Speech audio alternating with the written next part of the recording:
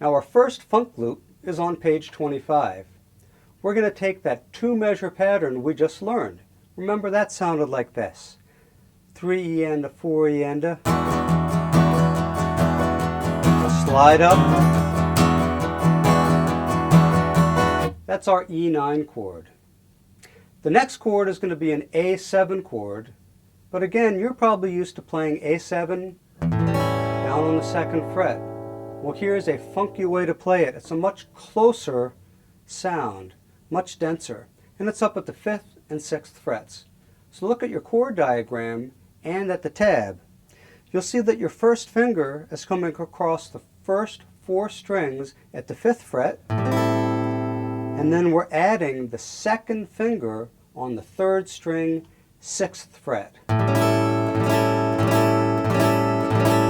And again, use your thumb on the back of the neck to really squeeze to help you get all 4 of those strings. Now listen to the difference in sound. The regular A7 down here, very open sounding. Our new form, very tight sounding. So with our funk strum, it would sound like this. 3 E and a 4 E and a. Playing it from the 5th string. Now our 3rd chord, because we're in the key of E, is going to be a B chord. That's the 5 chord, but now we're going to play it as a B9 chord. So look up at the chord diagram and down in the tab on the bottom line, 2nd measure, and you'll see a B9 chord.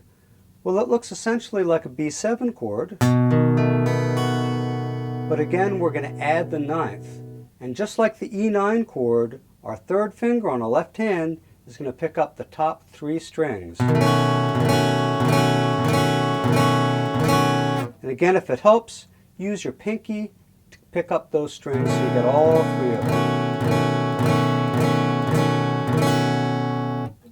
So now we've got the E9, the A7, and the B9. And the other thing we're going to add in is that slide. So on the 2nd measure, we're going to slide up into the E9 chord. So here's how funk loop number 1 sounds. I'll call out the chords the first time. 2nd time, I'll just play it right through. 1 E and a 2 E and a 3 E and a 4 and. Slide up. A7. Back up to the E. Down the B9. Back up the E9. And our B beginning.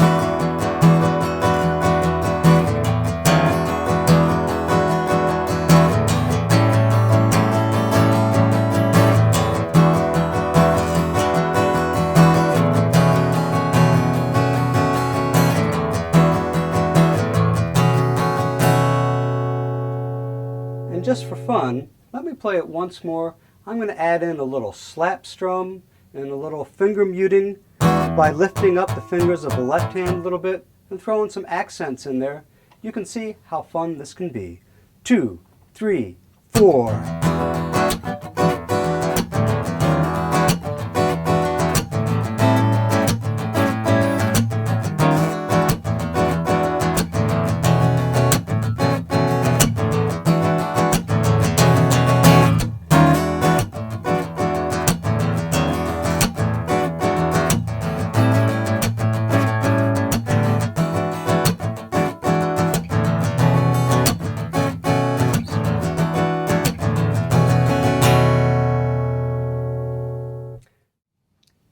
Now, since funk is all about the rhythm, you can include your clients and students in playing too.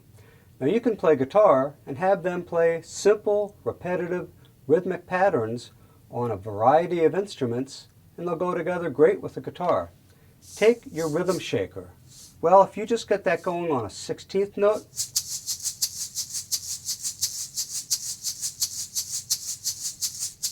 that sounds great with this.